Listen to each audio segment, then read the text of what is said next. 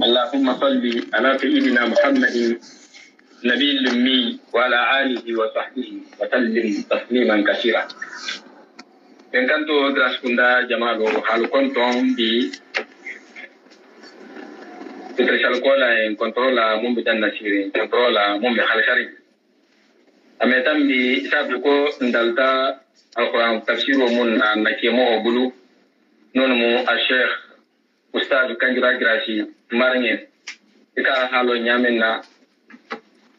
نتنبي تفسير القرآن لكنجان جناها سنة أحتاق توبا. الحمد لله رب العالمين. أكو كابي جماعتي كنتون نقولو كنترولا موندي خالصارين إن كنتو جراس كندا جماعة حاكم كي أنموسو كالا كنترول خالصارين أبشيل الديما na alfa mun bi jam bi be konton na site president ban ni jam karamba ha konton anna site khalifa konton non mo be baka ba karamba ha ja ha nin karamba mun bi jal hal muhammad lamin dramen na alfa mun bin ko jam ban ni muhammad lamin dan so i konton habibu humma i konton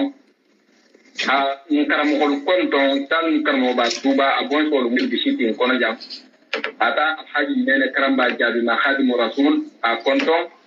anna control ci a cheikh mukhtar al kunti na tabu ni ma bal mu de alquran na ko to de mo kana fi waliya alquran yin tafsiro a nimanyina adalha na karamo ko demande alaja nimanyina ko memba yo bo nyale yo donc mo kana ni le sabu ni ma ko na sabu ni ma bal ma ko tafsiro na ko donc cheikh mukhtar kunti bi konton na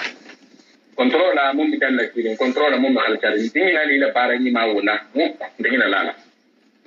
o kola na control hal tari ni abisira Sheikh Umar Bamfa ba kontona ndengo buhari yango asalini a konton bunya controla pamba ni controla a Sheikh Mutar jondea mun karamo dole mu na bunya na pamba ni controla silama katardi a Sheikh Mustafa Bambembaya Khali al-Ghali bi konton na bunyala pamajibola hafiyen ko assalamu alaikum wa rahmatullahi ta'ala wa barakatuh memba Alhaji Muhammad Girasi dinke ni mumbi Maroku nolmo afficienti bi konton na ila timnandiala na siti kanjang ndera siti ti konton bunya controla pamajibo controla ukola na mnyoko lo hataku ba mo gachia en kon kombi nde madanna en shato jambi na bunyan na kama jigo control arisina dema o kola hanna control ha harta ha mashiti ha sumo dia aka hati na sofere nyimpanga mana kaido nolo mo ustaz Muhammad Fodi Al-Quraishi mbaba ko de hi konto grâce na ngolo ka pasta Fodi hi konto bunya control kama jigo control munna ila tinendia ya munna ila wakalo la titi minna kola mbarnge ni ta supante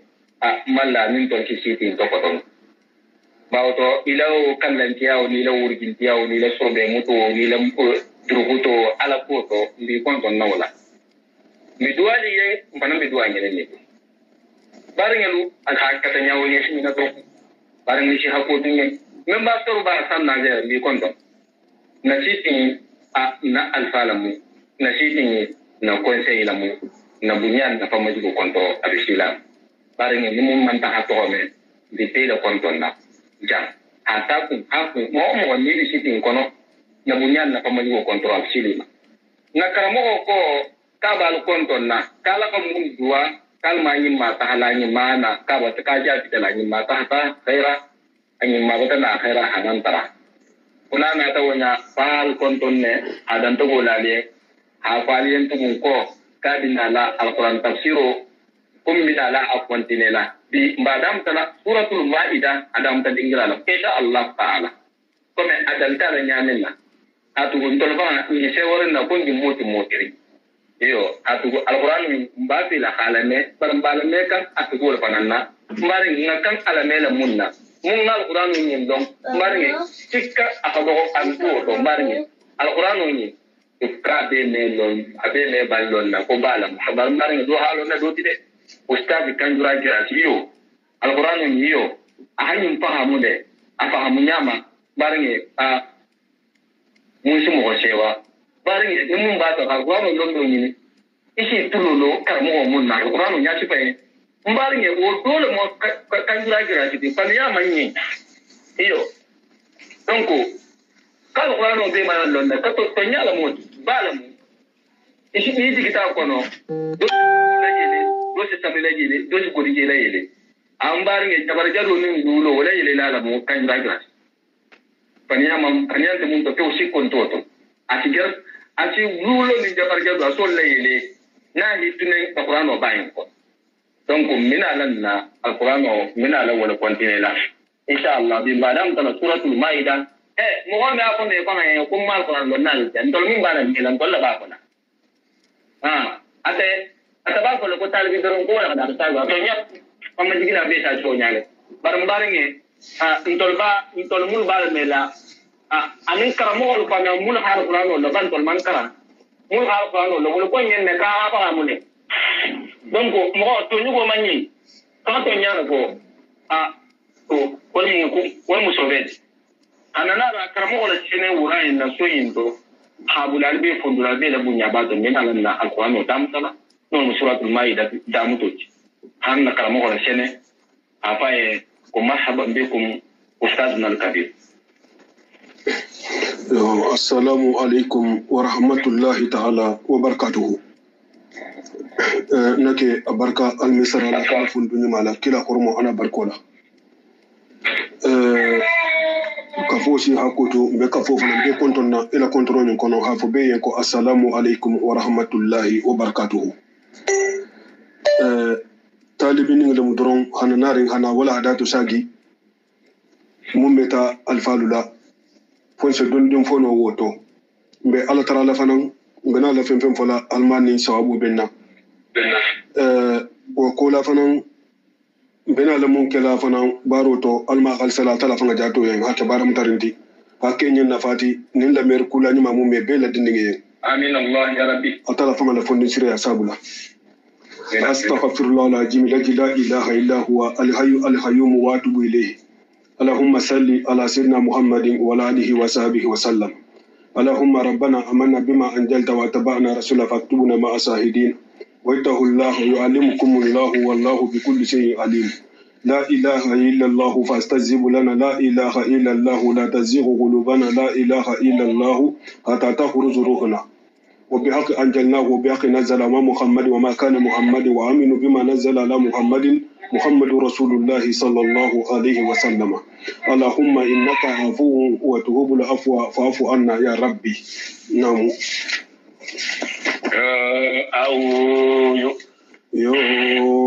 أو تنغي مرونو بالله يا الله يا من الشيطان gille seytani yogo yema ma gille seytani dabara burema الرجيم gira wara fohani malanga fohani malatu fohani allahu ne madingiranda mansudu بسم الله قال اركبوا فيها بسم الله منجرها مرسيها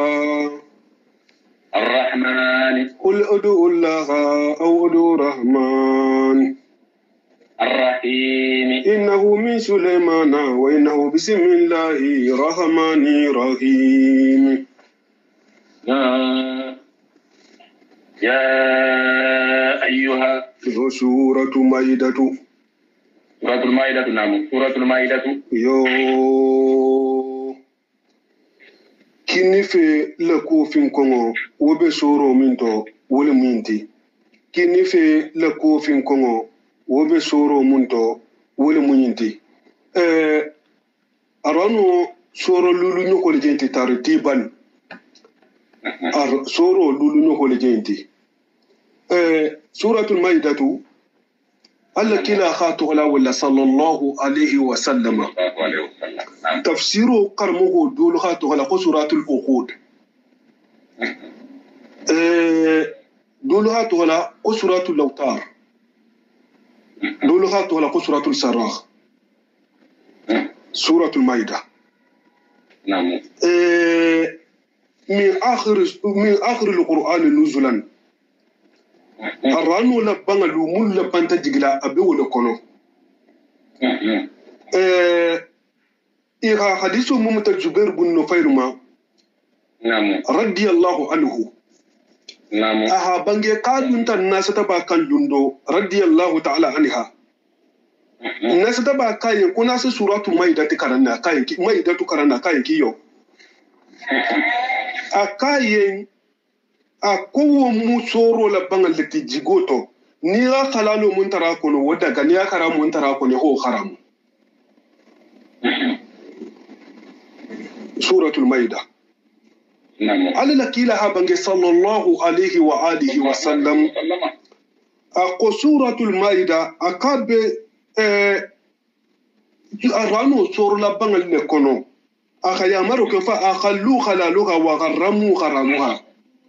ألا خلالو لخلاليا ألا خرامو لخرامويا. سورة المائدة. على لكيلا صلى الله عليه وآله وسلم نعم. سورة المائدة حين بانجيلي سورة المائدة لكوتو. نعم. أكو حلالو ملباكونو. نعم. واللي مو حلالو دي فأي منا حديث منا مني نسوه. حرامو ملباكونو واللي مو حرامو دي. نعم. أرانو سورة فنمبي أتلا حلالو بومبا نكرامو بومبا كفو. من دعاتا أمين من دعا سورة المائدة. نعم. أتى لا خيدو سورة لمو لا خيدي سيتو سورة لمو. نعم. لا خيدو من نمو فلو لغاسيك ني خاتينا ني كنبوا تاتو. هناو جاكسر من لالو كيلا من تولي صلى الله عليه وسلم كي قال لا خيدو لتما. لا خيدو غردو تنولمو. فرلو تن أني سجي ولا بسورة المائدة تكون لا. نعم. سنياتن أني ورو أتلا المؤمنو لكيل الله يا مري خاصة بنداء المؤمن إبراهيم كون نداء الرحمن لآل الإيمان.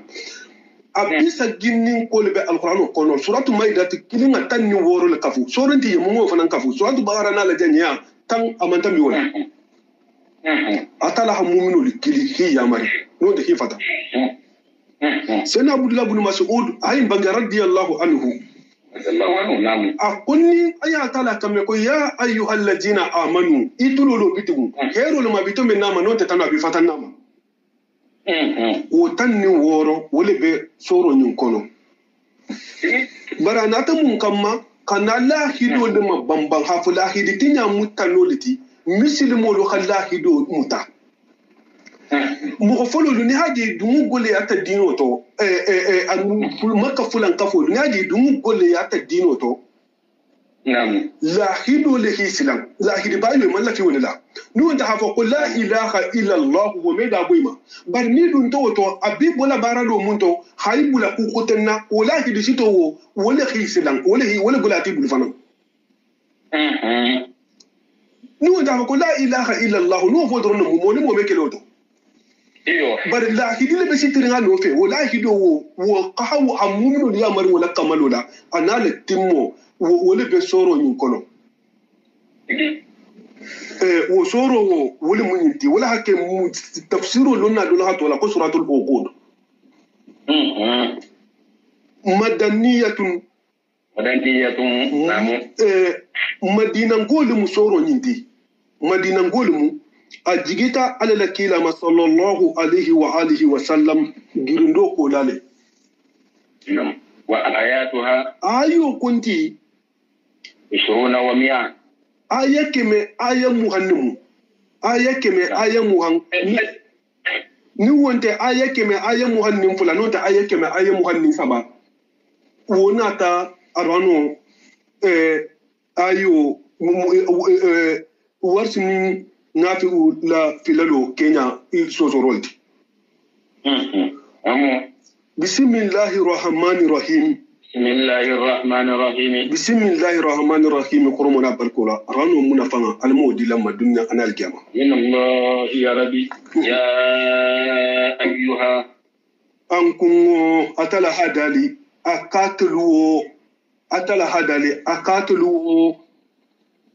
الذين مباتلو مخلما آمنوا atelmulu tongon diata atelmulu ha altala la kilimba ya la sabati ali beson din kila la kila yama ali bilana la karalo digita fatanta altala lela akibaru ni muton nyali te munte bayila kumo bifo ka telle أوفوا alula te maro kire بالعقود la kidulula alu la kidulula timma la kido altala ha kila ya marisa kila jagi sallallahu alaihi wa alihi wa sallam atala kila jagi daji golela ako innaka la ala khuluqin azim bari kila baba abimba ibrahim atala ho jagi la hidila temolela ko ibrahim allazi wafa ibrahim atala hajjagi la hidila temolela aka pempen la hido taltala yin anatala tema abele temale ilahido folo mumbe jongoni altala tema wala la ilaha illa allah hafa kuma sante kirin fo ala ni kawo foida da ken ngalum bitin kuma sa wonte kirin fo ala o ken kana boy bulbit gumbaro to so de meda sitoto kumoto namu walahido wo dole muslimi asarianga bena ta wala kono bitin la ilaha illa allah wala ma to kebati gagaro to foto to yamar kolu mume be bol kono fatando mume be batel kono salo be wol kono sumu batel kono hijo batel kono jakko batel kono muso foto batel kono musu bulo batel kono gagaro batel kono firo batel kono khan inim ibadin litema anini baranyo ko litema la hido mulatim matalati atala khaya markola ka khalla hido latimma la hido lu nama al uqud sito min julna dulotiti ay sawno ka al agidu o sito ka khawwal latimma al kana la hido turinde atlu mu'minulu la hido min na balutema anni altala tema anni mum balutema anni alni aludam matema anni mum bay aludam matema khabila kamali moho kana nyimfo mume konkuma kangante konkoti moho kana nyimfo konkuma kangante konkoti moho kana ufode wonte kuma nyimati alila kila habange sallallahu alaihi wa alihi wa sallama aka almu'minu inda surutihim almu'minuna inda surutihim mu'minu kendo liselon ila saratu ila lahi doloto ila sarto ne mun sarto siti mu'minu kendo selon wolato ni mo kendo halahi do tayen ame o bayi munga na tatu tina munga tina bo folene ni ala nduro de fana be sonnale munafaqiyata kama sedo alla kila hamu bange sallallahu alaihi wa sallama akosa bali mu abi filalo do to konani bari nyimbato le iza wa'ada khalafa ni na benta mun ta sabai lahidi bayo nte mislimeya dajigo doti soro ni hafo kaji gita madina ngol mati har ni ayolu bato mulu jigita makka ikatala la dalo ya ayyuhal ladina amanu la taqulu sa'irullahi wajigita amul fatihi anatala yuma mantu lakum dinukum ayo wajigata arafale fi hajjatil wada tumumina nali yahudu atenna umar nyininka akayen ko ayado be Allah alquran kono no tunjigitan tello ali yahudu lamano kombo dun kala sadu lati akayen kullun ay jamamudi akaye kali yawman akmaltu lakum dinukum ila akhir al-aya sina umar kayen ka ta kawu jigileri lonna ha jigilin da ha jigidingira lo a jigida kila ma arafale jumalun wala hansar salkola inshallah نعم وحلت بهيمة الأنعام iyo atala hadali ako be kangalu altala banta wolu subo daga altala banta be kangalu subo daga lakum aliyen bahimatulan aminin kuma siya ne fotain to tafsiro lonal bulu yamu senab ibn Abbas iha nyinso fa le fo no gomo ata dingeni ngo mbota kono ta wota asinge ma kayen ko haja min bahimatilan am hazihi min bahimatilan am akon nyimbe bahimatilan am kono la tala hamun daga moye wala doti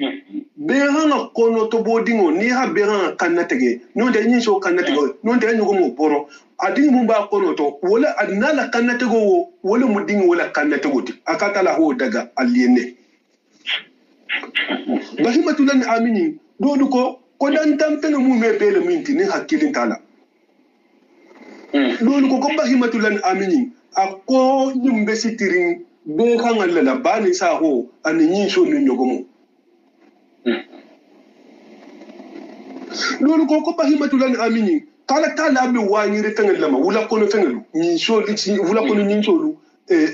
kiko minangalu anni wo sefalu tala banta wo daga aluyen ala tala banta wo daga aluyen ala kullu hali atala ho mu me bele daga soro nyinto fo mulu karamuta afa fa ngina le mu ni wala to sani asanawo dalisani illa ma fo bende yutla iba kan bena le mun karanna alaykum aliyen hafa ko be karamurin ne wolu tenta to wolu be duma tilemba wolu be wula kono ba nim mun tartali halo ma wo be karamurin ne anim fendo ivana mbije wolu fanga jato le be karamurin wolu fanga jato le be karamurin asana be sifayi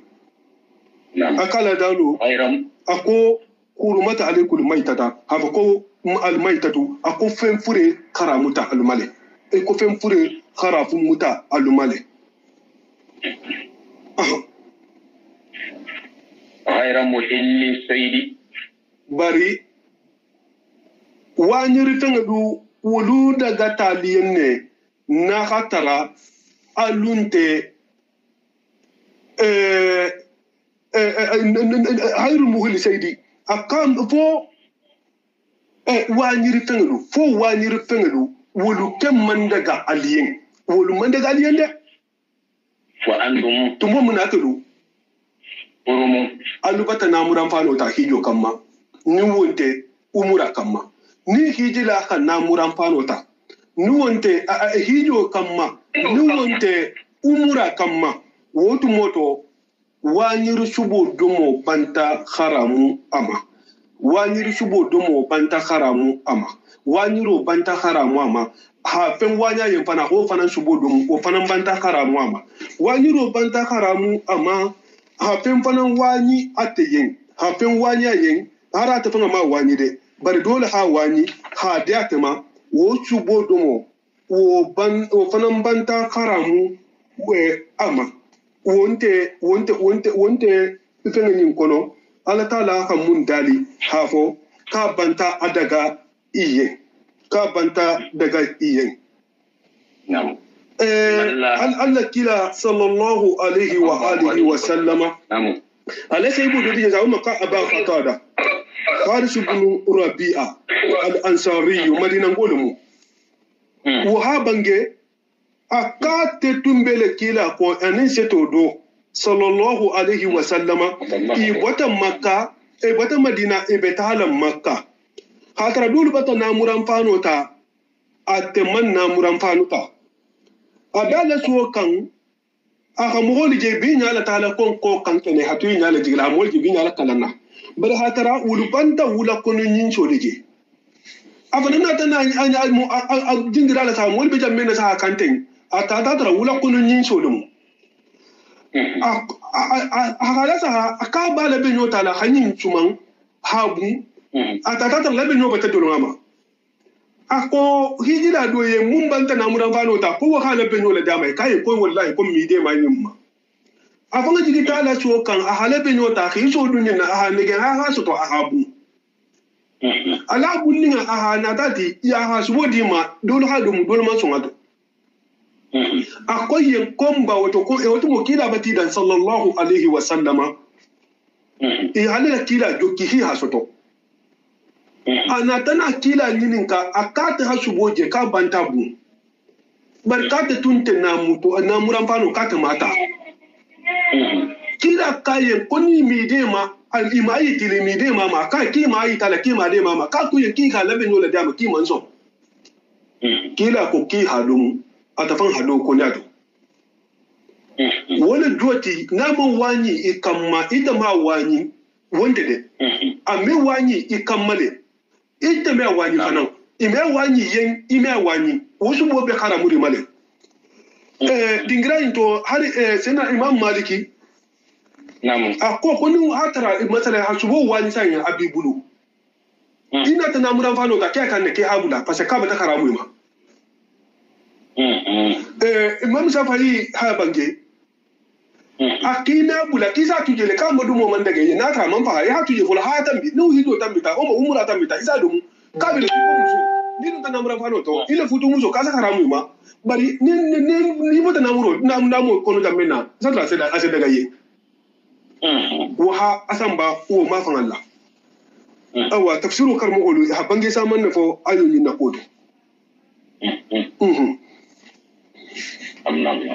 inna Allah atala hada li akata atala yahkumu ma atirse kiti fengala yuridu alla fita mu kala nyami o ko nya mo kala fita bo ma de alla tala la fita munna aso de ke atela ka subo daga a hawani subo daga kijila mo ko mun te kidola mo to mun te umurala bar ni dun da namura fano kinyamin abada haramu mawo atala se kule kala fita munna man so mun riba haramu a gagaro daga ko man sakirin da mu namu ya ayyuha hafin daga nun da hafin haramu hafin daga nun da hafin haramu Allah nin da kan manden wala namu annin malaikul manden ala annin jinnol manden ala nurwa nul manden ala na annan bi mul manden ala na mursalinol manden ala na adam madin salihinol manden ala na sidihinol manden ala annu so adawul manden ala annin da hafin nono manden yinna annin malakutul manden ala na jabarutul manden ala atala nin da hafin nono manden fenga khalalo la ana fenga karamu ni ala mun karamu wala mun karamu na mun daga wala fana mun khalalo ni da hafenga tobe la tinonga kibe fendol daga la tala mun karamu me daga ni la tinonga fana kibe fendol karamu la tala mun karamu la tala mun daga fana me karamu umu atala talati inna Allah ta'ala yahkuma atel se kiti fenga la yurudu na mun najini inshallah jazakallahu khairan ya ayyuha yo atala hadali ankunwo akatuluwo alladina yo mba telu mukhallama amanu altelu mulu tongondiyata isi afo ayoni lama koni da'atu rahman li ahli al-iman arhaman man so la kililo la jenti ala limaniya dun kolula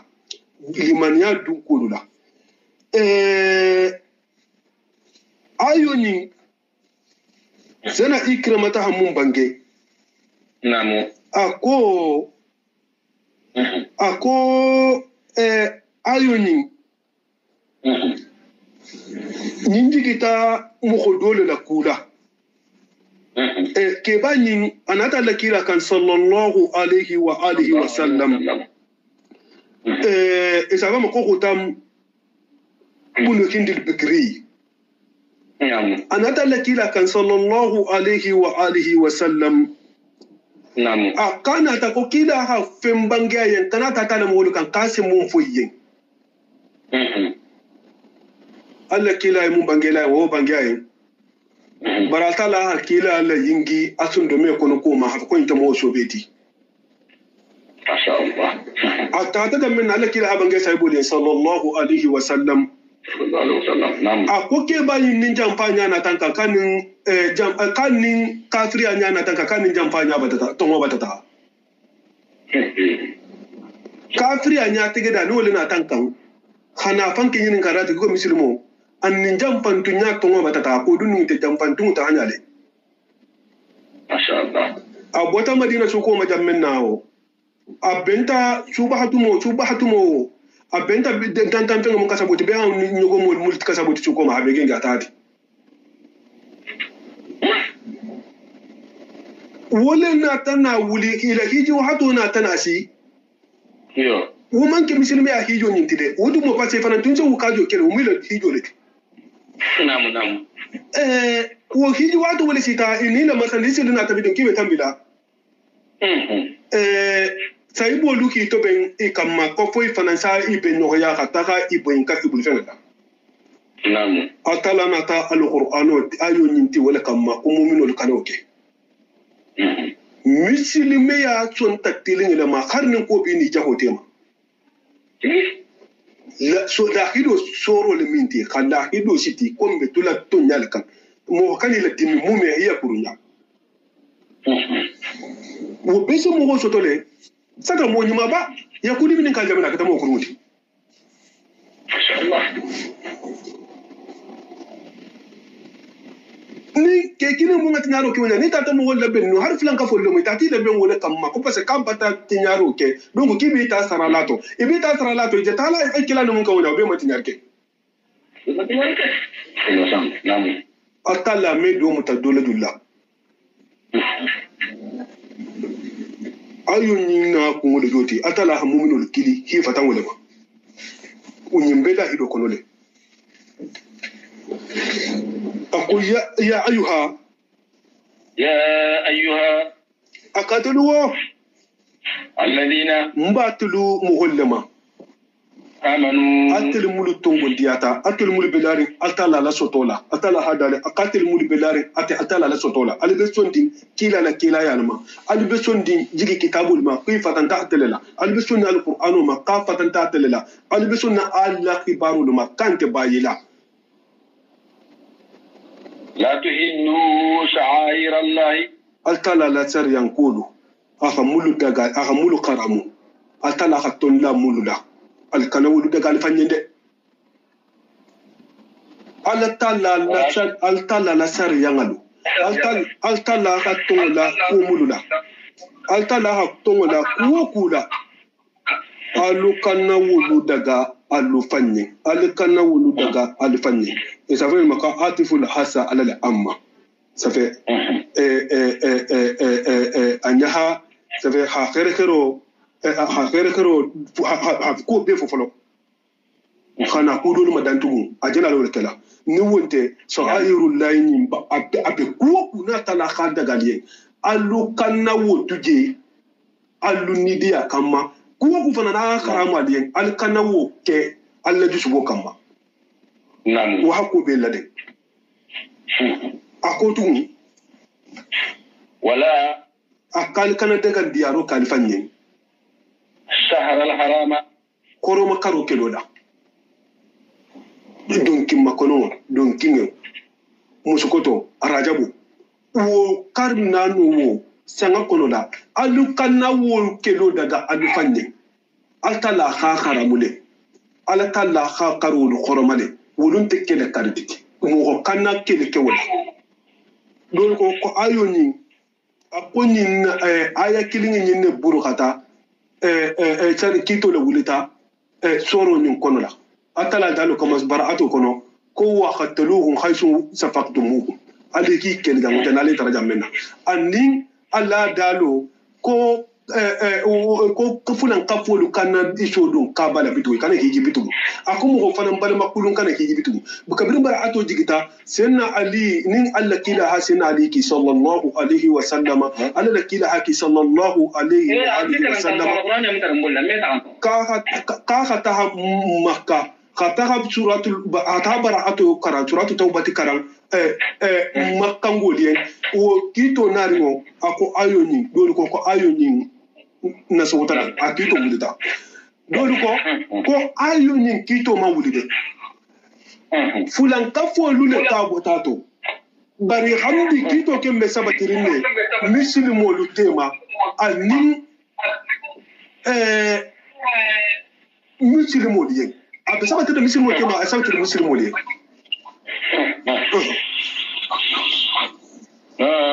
ولا الحديا alu kana hadiyo lufanan hadiyo min ninki jiladu no mo olu sabo mo olu sasan bayfe mo olu sasan bayfe ha samba umulala hata hakila hadiyoti no wonte sasan ba hidula hata hakila hadiyoti al kana wolu lamu tayti wala siloka al kana okede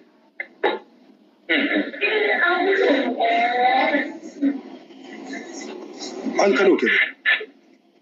ولا القلائد alu kana konon tigolu alu kana kuja hokolu fananna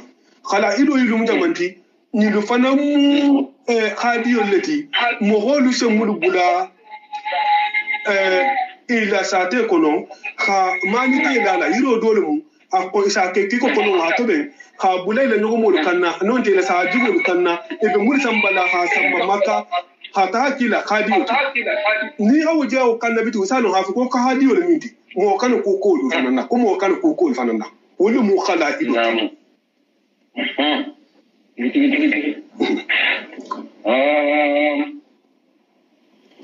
ولا آمين الفيدة ولا alu kan daga ndiaro kal fangayen mo holu kele no ko yala آمين بيت الحرام ملوخا بون خرم دي ني خره خره مخو ملوخا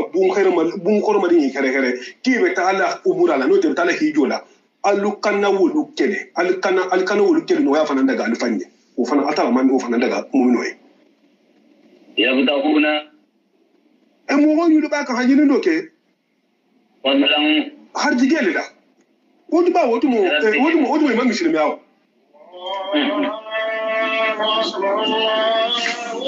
wodi imam muslim ya ibe har jigele ni ngela la mirabi hafate mari gola wa ridwanan anin dinyo ibol fana nyinin kam نعم فإذا حللتم كم وتساقل دم مسيرين أكو خير المخالد سيدي وأنتم خرم كم ناسك ولا ما جاء وإذا حللتم نالو خنا مرانفانو بالكنا نالو خنا مرانفانو بالكنا ألو كرات أمرانا نو دال كرات هيجولا فاصطادوا أما وتالو واجلو بتدغالي جان fawu ni mun je ta fawu amuro mun te mu ba hulu mai da hako daga yenne ante ko mo ya ko ba da furtede sabe ni ita mu wani lobe mun bitugo wudu mai so wani lobe daga yen ni wani lobe mun fa amma ko mun kurata hidu la kai wani lobe ako don doti abele ki ka tala la dalo suratu jumu'ah kono ako iza kulati salatu fantasiru fil ard ni salo banta Allah ajinse banko kala ta Allah ta hadin yini ban wonto ta hafa ko force lo nisa lo banta ko fala ta hadin yini bulade akoto abata da gadiyen ne tigi tanya je abu ne ma ako wa iza halaltum nalu kana murafano la alqurata la umura la non ta alqurata hijo la fa astadu wani hijo ba wani demo bata da gale wani mu wani roti نعم ولا يجرمنكم شنآن قوم مغل كوكرو وكان الكتون كان مغل كوكرو مغل ولا يجرمنكم شنآن قوم مغل كنتيا وكان الكرون يادي مغل بكوجه من كلالا وحقالا وكان التكمو كروتي مغل كوكرو مغل باركورون كي alula ko kana tarke mu ko mutu de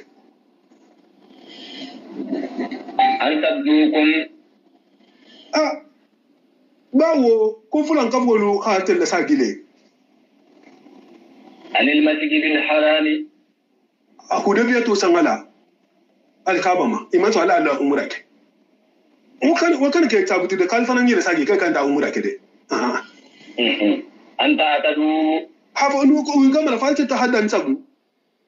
alkanoke وتعاونوا ali ñogon dema le ali ñogon dema nali bi ñogon dema ali ñogon dema على البر ku ñuma kele la wolu mu fengati altala khali amari munna ali ki ñogon amari fo altala tare se sabati نعم والتقوى alu ali nya silanga ali ki ñogon dema o fanana ali o sifa ñogon ni ali nya silanga munna ni na jang kha fengi mu me betu ya tala khalifata mumma ولا تعاونوا alu kan ni ñogon to sude i ñogon dema على الإثم alla altala la saranga kutola alkalo kede atul mu'minun والعدوان annin dan sagungo anina ni sagungo alkan ñogon dema wala de anani atala nane atala hasara mulla o dan sagu alkan ñogon dema wala alu kan ni ñogon dema wala واتقوا الله alu gasilan ala tala nya ala asilan atala la yahan katonya alu gasilan atala la yahan katonya alu hal ya marubatu alu silan atala la yahan katonya alu hal ya marubatu إن الله njahazede de ala tala ahada alkata atala شديد العقاب ala yahan kata hagole de lima mogo mu me be yan khallafa ni mu ngal ya marasoso نعم حرمت الميتة iyo fempure femmo fen na fahata mo ma kan na tege tintila fengel afa yugo ni tinto fengel de tintila fengel to wo lusu bodo mo o be khara murine mun se boro an muri se kan na tege ni fahata e man kan na tege o domo o be khara murine عليكم aluma wo mulahido dole di atala mulahido siti mu'minun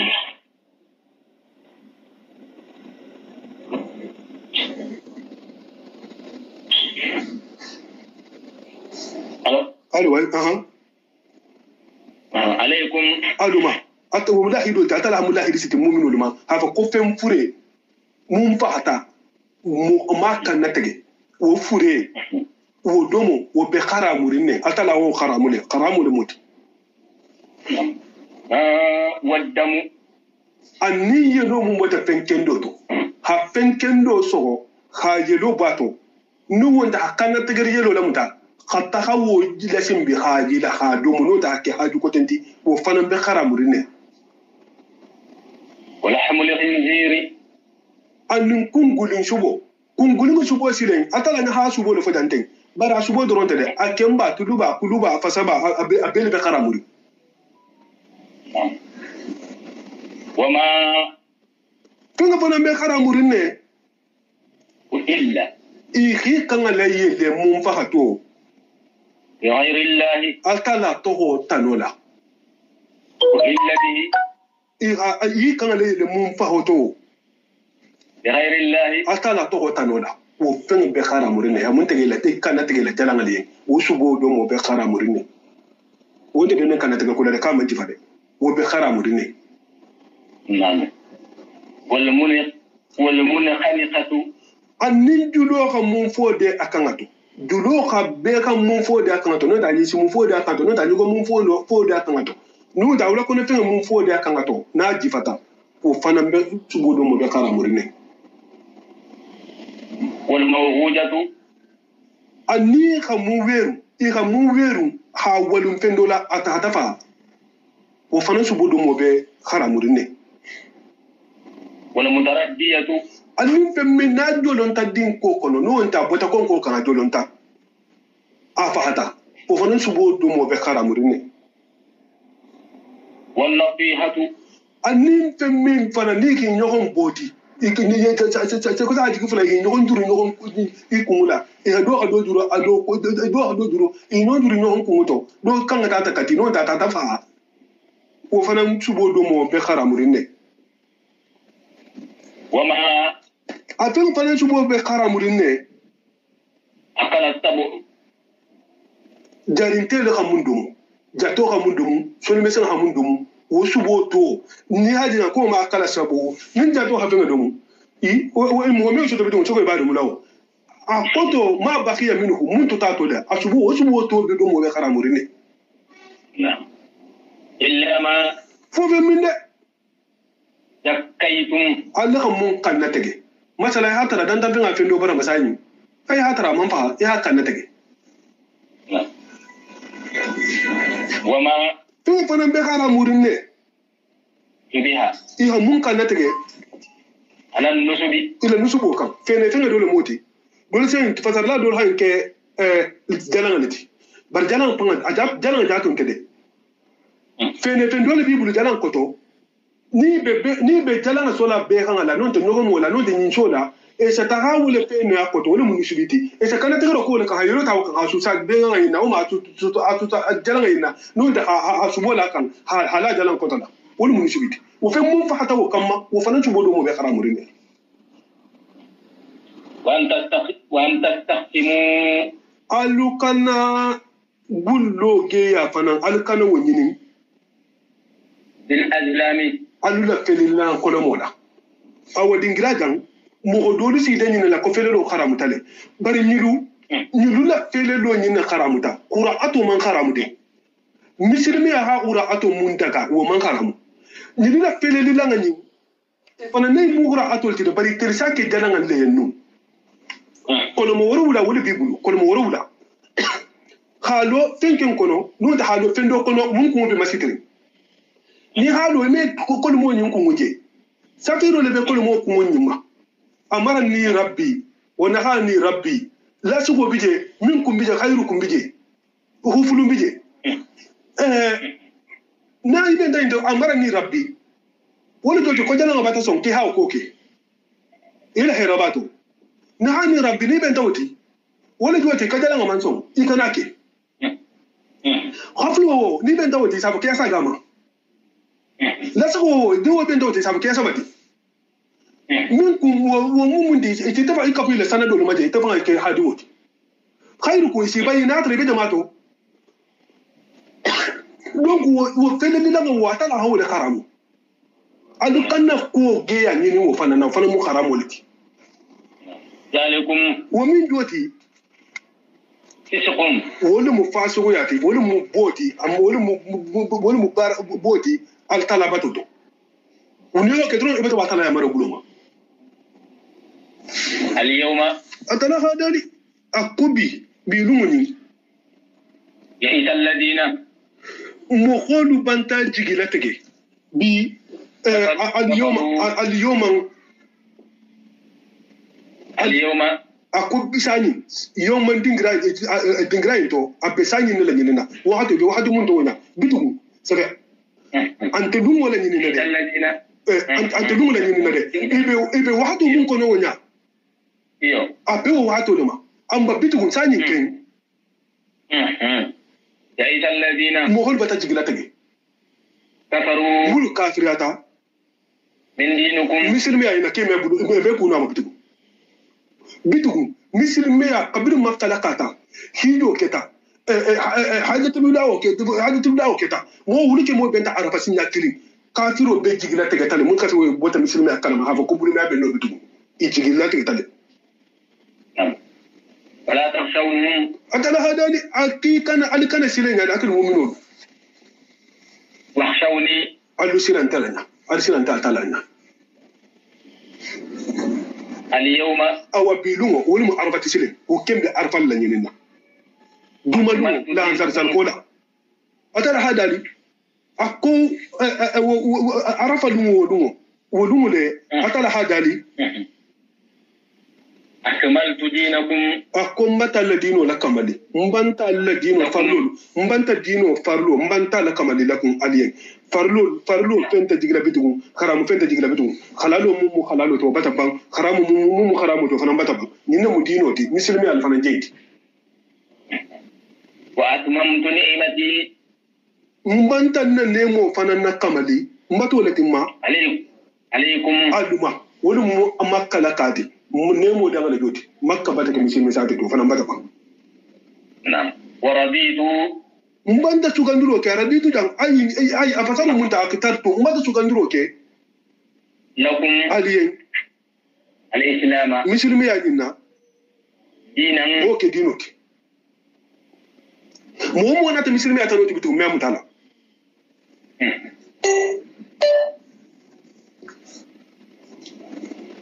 نعم فمن اضطر adala hadali akonni mu'min man toro soto nim mun non tata man toro soto hambi ayo nya hasagi mai tato dingiral mu dugu kin ni tugo do mo kharamta nim mun tata man toro soto ina masotin konko sabula hata ka pendo do mo kan mun kharamuta hata pen konko tata mun bulayna hi tata pendo mun kharamuta wo sire wonte den ni jifala wonte den ni kungulin sire ba jifa ba ibe kilin dingira yin kento kungo go mo hola ni ha lesu wo soto o ma ha ko se wo soto isa dumtu natra inni le bedena nam wayra mutajani fin hari man ke milala tire hata baraka mun ci mu ko junubo mun ci mo junubo soto mun sabula hari ni man ke milalati hata barakan mo ko junubo soto mun sabula nam fa inna allaha qadala hadani akata tala wafurum atel mu yam pala bati mo hola konko ka mumbula jifa do mola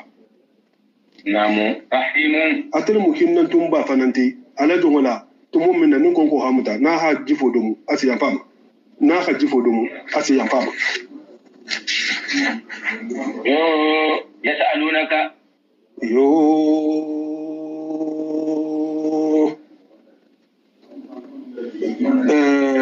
ndina la ayo mun kanten nin jigitale tumo minna sena jibril wala nata halla kila nyinin ka sallallahu alaihi wa alihi wa sallam ako ala fita dunna bungula kontro ke kila halamuta kila ka ko kila yen kona sedun sena alla kila ko sena jibril yen ka hadu sena jibril na tana tongi amandu alla kila bota sallallahu alaihi wa sallam aka yanke ta alla kila akonyi ko ya ndinya la nyini akoy hadu ko ni hadu konko yanke hadu kidum mandu aka yanki yo kai handinya ko dinga tale ko ngadu ko bar konte me dum bunna hatara wulo bije alla kila sallallahu alaihi wa sallam ana tana ya bungula sa ta tara wudu ngene do be bungula ina tana wulo labo ana tana ya maro ke ki ha madina wulo lu faha wulo be mo ya ki ha faha ya wulo be faha itata muso koto do kangulu ngo hatara wulo bo ya bar wulo ni ko kebina muso koto ma fanga da se won abe ko muso koto la gardien ngale mu ina ta la kila kan kisini ne mo ba ma ko muso koto la wulo ko ni ha faha kila ha bangi akiha wulo faha ako wulo mo ko wulo bula ma bula na hani kan ma bula wanyiri kamma akulu ngolu hirato wudi kon ko barajo no so bo ila barani mala ila wulo faringo adundolu bije wulu mu wanyiri lalleti wulo na tabitu wana kila nyini ka kisini ne mo bama ako mun dagati yen wulo la koto anun wulu mo lika man fanga dagati yen anun mun dagati yen wulu koto faida anatana ayonin atana natana ninti hane jabi walila ako yas'alunaka muhammadu ba ibin yinin kala maja ako fen jaman kilin illa lahum mun dagati yen wulo la koto non te wulo la muta fen koto do mu fen koto qul muhammad atala hadali ako muhammadu ba bange uhilla tayyibatu ako fen beto be fen dima be atala ho be dagale lakum aliyen wama fen fanan dagaliyen allamtum akalu ka wanyero ke fen fanan na aluka mudu makaranya wanyiro la alla wulo to annu wulo tanolo to ikiko kono dol timbi ko bibolu arabo tuncho la dalile wanyiro la wanyiro ka tigoye min al jawarihi alula bulu la bara fengelo to wake wuluti wake jarinteti wake konoti na khatara talla khala dali hake wanir fengati zawarihi yani kawasibi ab bulla baro la nyinena atala hada lingrado to ko mazara ko mazara dum bin nahari allah mun getino to atala halonne mukallidina wulu kan kodu to har na wulo to meke barba wulo le jama'a kasiya wanyiro to wala katala khawulo wulo to fodal nin wulo ka fengo mu wani aliyen na libe wulo bula la fana ala haltala to ko fama ala wulo la su na ka fem wani aliyen wo subo domo wo daga ta aliyen ne na fatara wulo man fendomu ato na tra wulo kha do fendomu ato wuto wa subo domo wo kanta kharamu aluma tuallimunahunna alusi imanni ginne hida jigodum imma fenna allamakumullah alta la khamul londo dalma dan tamtenga du dajigo dungoto fakulu allu do muroke mimma fento amsakna alaykum wululu khamum muta aliyen wulonde alli khamu wani alula wani ritenga dula wadkuru al hafin kondoke wallahi hakala to hola alayhi alla dan alla wani ritenga nyamma to mu'mina nalibi la tutula wattaqullah allu silan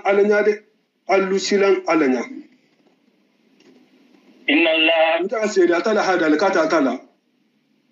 sara yawli hisabi ala koro suro hatarle atala la koro suro hatarle al yawma bitugu atala yawma nin fanan be sanyin la nyina sanyin tenken uhilla lakum at-tayyibat ala tala bata fembe to be daga liye tengo fenin fembe telmu atala bata be daga liye wa ta'amul ladina mo holla do mo fanan atala ho daga liye ne abato fanan daga liye utul kitabu folo jikita muhammadu ma al yahudu to anin nasara do ila domo bari domu jama domo min na man haramu aluma ikila be hangadu ila sahulu ila nyinsulu imafo yata itara ko se domo la eta hawo domo katala ha ila domo daga nyenne wonta to de altala ka domo mun daga nyen wo domo wo daga tan nyenne tafsir karmo liki nyon soso dan dingrama betege munna al yahudun nasaralu fulan kafo libito de mun sabe ko ujeru ibnullahi mun ta altala to salisu salasati annu wasifa bari wonun la italla fanan asutu muslime ya la dino la wulungo so fe duna be la hakatan ninne italla ka sutu dino la khasiam ko to wonti munna italla la ral jamal be la ran alala har ni ha ke sabati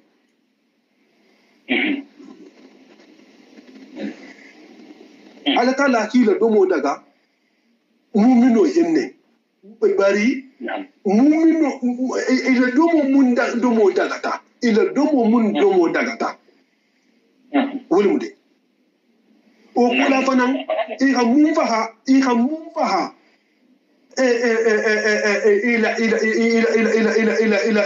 ila sinyi kotola ani ya mun faha ila sinyi ni misilmo hodo ani o fanan domo namu o kula fanan abele kiko fulan kafolo no fulan kafo ha pendo ta sai atata fa jalanga yen misilmo me odum bar na ga penta sai ka bata di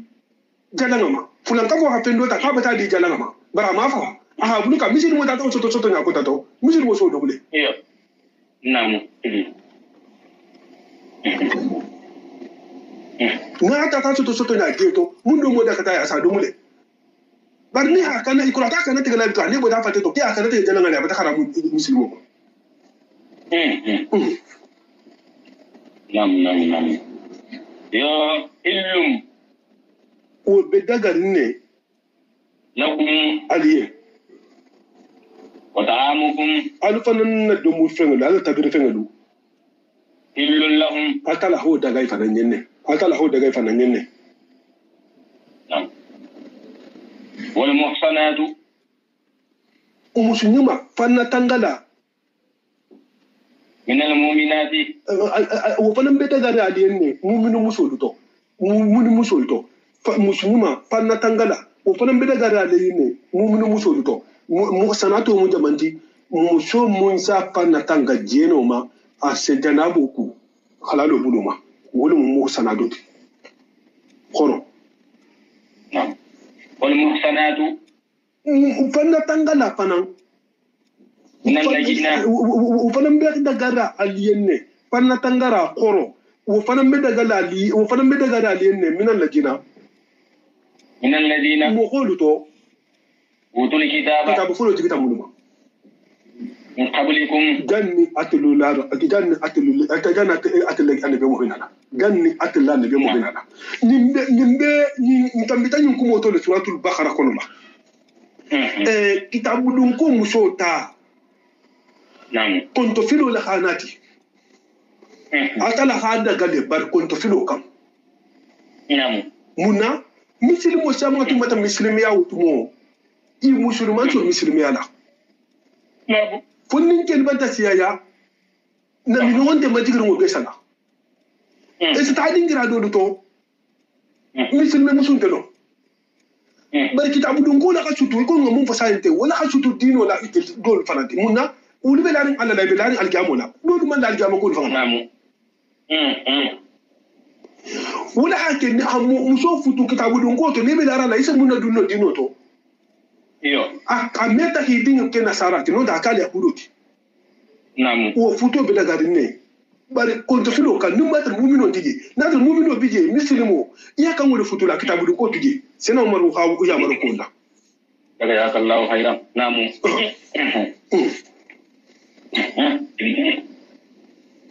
namu ila ataytumuhunna bari wo fanande na lihi so de ujurahunna ila futu na fulula kha mutabulo maten dron wonde de fo ha futu de famba kha sarago dama muhsinina hakka futu lalati ni daga taliyen bari futu bulo malamu de ghayra musafihina jeno bulo mande wala muttafiji akhdani alikani chungutu tege di nuhu to fanan alikani chungutu tege nuhu to fanan waman kala hadani nja sede akomo homo yakfur ni kafiriyata bil imani limani ayima akoto edo nda muslimiyato ibotato wa qad habita amaluhu ilo baro gatatina wa huwa mo mun dun ta dino nyuta botato min al khasirina o be kasara don lo kono ni sa ya khatar bulo ma fil akhirati al gamal muslim al mugisilo ya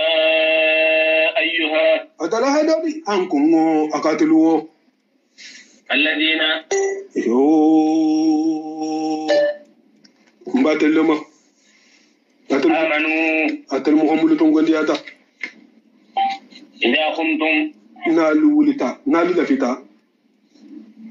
ila salati kalu be tahala salila ayoni ibnu arabiya a bange akomo hodu ko ayakilni ndron masailu wuli kile mun ba kono akiha konti dar es salaam masaili ke mesaji hamun da ba kono masha Allah wala hake ayoni arano mu tasayi mulu ko haddo don mo se dole longa to bare du mu fana long mu fana long wala fana dinga siya ayakilni masailu ke mesaji hola ba kono dar es salaam atala dalo ko ya ayyuhal ladzina amanu iza qumtum illa salah akanalu wulita lolu ko iza qumtum jang nalu wulita minan nawmi sinu ko tolomba no wonte iza qumtum non tana wuta ila salati kalbi sallale namu wo so sorobe karmol tafsir karmol tema bari ko be mun nan na iza kuntum illa sala nin sal waqto ci talu ta kalu be sadida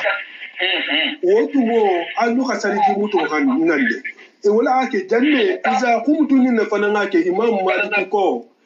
nan ne mu farlo de saloto salijeto atala la dalo kama iza kuntum illa salat hafu nalu wulta salida wani joti safe nalu wulta ali hani nan ne kalu be salida wotu mo ala salije mutu wotu mo salije mutu wo min joti ako nganne wo nganne bata farliya dafa ni kono liga masolo dalo ko liga ala dalo kama iza kuntum akoto mo na illa salat kan sala haka salu ba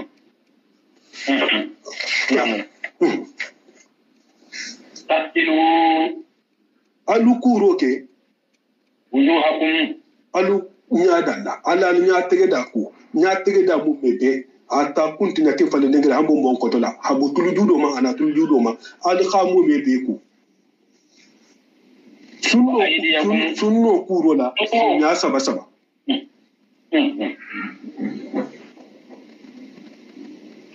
wa aydiyakum alu khalibulo lu fanam maku ala khalibulo maku ila almarafiqi خالو كنتو كاتوتو إلى المرافه يعني مع المرافه إلا جم أبي مع المانو لتو إكال رانو تنغرادو تو إلا سترا مع المانو لتو إكال تلا خالدالو مجي هو لا تأكل أموالهم إلا أموالكم يعني مع أموالكم نعم جاكنا خلاص وانتهوا أنو خمسو ساروكي على مسايروكي برؤوسكم alu kungulula salijeto alu kalu kungulu masali alu kalu singulu fanan maku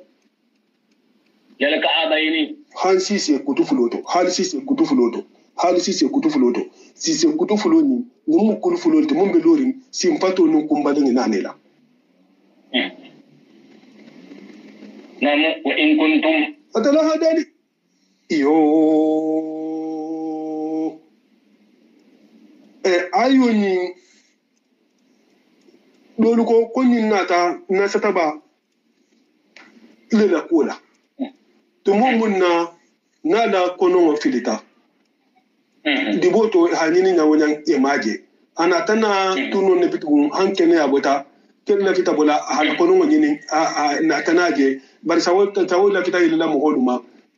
annabi mo fanga ba adema kan kono nyini na imaje amaje mo wonna tana fo sina wakari akwa dingi la kono filita akabata kila la tongi kan sal wato batasi ko jinte mo hodu kunja sina wakari fanga bolu ko wolu mo ka kono sitamale akaye kibata kila la tongi ani mo hodu ki man sadije soto e man wuli no junna hata fi sadije soto e bolo to ayo nyinata ke ba ki mo holu ko nyinte bucena bakar bonso do nyinti la hero foloti illa ala ko ala kono wala filo banteke kila man tonuma parkoti abanta ki ma hero munna alta abata ko sato di abata ke sababu nu juloti ro sato la muslimi ayinto afani man ji soto e hata imam har ni jana boli bima wa in kuntum adala hadali akana lu tarta junuban ko jana bole balma ni sire jana bole soto jana bo soto sile wodata ke al hasafa kuma na mataran ke ala fa ni bulo to ba ni wonte fo maniye le boti ma ba da hamu bulo ma mun bela dagal wodata ke nyala ma na kiba ni wonte fi si no ko to mu ni wonte fa ta ke mu so la kar kuro tiba aseni nyata ni wonte fo wulu yelo mu aseni nyata to ababe na nyini na ke ni musu fatiharu nam fataharu aliku nu wo khaliso to aliku jana albi sallallahu alaihi wasallam da sare nu te alhajjana ba ko ke yi ka san wa in kuntum na lu da tami alta ginin ta to atra atil fangalu marda albi jangar linne je sal toro le non te je mahanu ya sal toro aw ni wo dunte ala safarin albe bi asi bulufe albe wo yasi bulufe نعم أو جاء أحد نو أنت أو جاء أحد منكم أو جاء أحد نو أنت مهدوناتا نعم أو جاء من الخيط أو جاء أحد نو أنت مهدو كلمناتا نو أنت مهدوناتا منكم ألتو من الغاية حبسان سانكوما ongolu ko kanta hote ni haja haito nati dam bawo follow to ko kanta ho fumbumba asike ko kanne maji harja an kanta ko kanta ho iyo wotumo kabine ko mankala mo wata ko male namu awla maskumun nisaa ni wonte allunnin dimbaya ta kafu la musidan ntambita tole abe turatu misai kono la ntambita tole abenna minoko tafu nyoko yana نعم فلم تجدوا ماء aluman ta haji soto ji ni min ko la ta ji ni aluman ta haji soto alna tanalo hafo na aluman salu hato se ta tambi alukum فتيمموا ambale kere ro ke kisam صعيدا banko kala طيبا mutamenga senu ba hake banku senu muti فامسحوا ala masayiro ke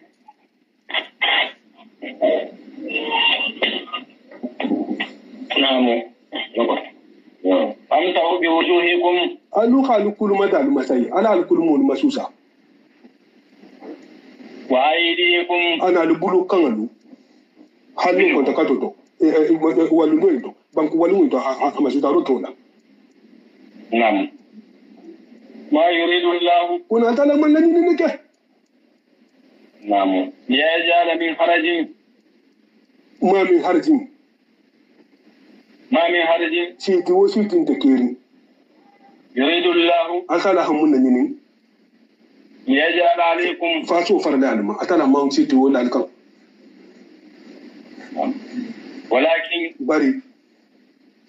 يريد atala qalu bulay sikuro munna abuja na aboto anin salji muto tanin ko kanta ko tanin jila bungoto ahala wulin ne kamma ليطهركم fasalu kenya qalibu dunya ko so anin aljama sinin qalibu aljunu boto نعم salije Allah kila hadisu na sallallahu alaihi wasallama akulu mo hanya laku enya hapepe ja so dungo ge la bubo enya tigada to ini ibulo maku ibulo ma ata pepe na so dungo futu ko bebo ibulo la ni ku masai asa bebo ni sin fana maku abo nyale esana ido mitin bintima وليتم نعمته ahalulina kamma fana fasalan nemo la timma عليكم alma wala misilmi yati ana asare wala لعلكم fo satulu تشكرون alise ala ta'ala la nemo alisa jansa alisa ta'ala wal nyamalon ala nemo la aha nemo munke aliyen sadaqa Allahu al-azim wa ballagha rasuluhu karim wa nahnu ala zalika min as-sahidina allahumma anfa'na bima 'allamtana wa 'allimna ma yanfa'una wa zidna ilman اللهم احسن عاقبتنا في الامور كلها واجرنا من خزي الدنيا وعذاب الاخره متين دم تخيركم الماكل غالبا خيركم كلا فرمنا يكون رانو النفا الماكل نين دنيا سيما ياتي انا جات كنديا انا لبن كنيما انا جيدو كنيما abarajo duhuma almakelen nyawuti abarajo buma ba almakelen nyen aljama kunna dia sabu kila khromo ana ko sabula khajo kullu bange abe mumma almu be khajo jarala kila khromo na barko be mo gonde ni basilano munna almu be la silan ko wudula almu be la silan ko limanya la kila khromo na barko si kunta jama ni jata kende algaba ko ma almadi lamma laba ko ma almadi lamma na sawante do almune mana khafar kali kar mo sawante do bulu ba sawante do kila banto mimala almune mana khafar kala mo me bela de kila foro mana ba ko la no mudlo mamullo mi sawante fini mamme bela amne mana khafar kala na alfal do almisi ma yala almi jatul kendala almi mela nya amme ko kila foro mana ba ko la almun dinil balula almi makafla almi kala misil metal kala ya rabbi kila foro mana ba ko la almun yira almun kunni nyondo nga hero mun tara bulu alma mun tara alma be dila ma kila foro mana ba ko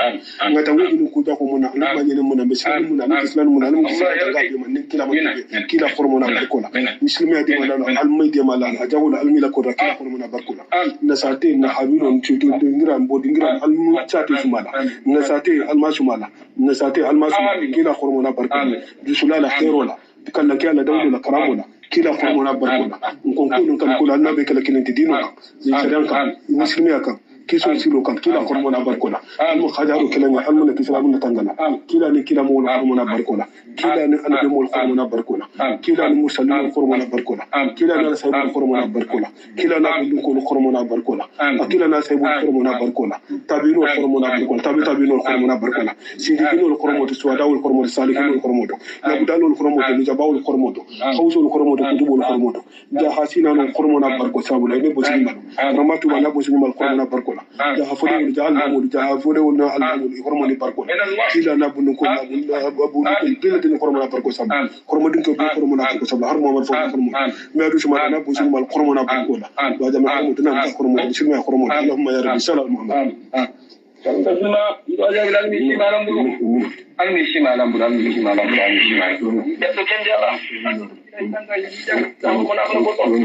Ini minijanya boleh nyamar aja. Al-Mahfam nanti ini mah bilang pada masalah bilang kumur. Tidak aku menapar kota ini mana kira jamaah. Mana ini buat. Anu kembali itu. Tidak memperoleh Sallallahu alaihi wasallam. Mana Pak? Gracias.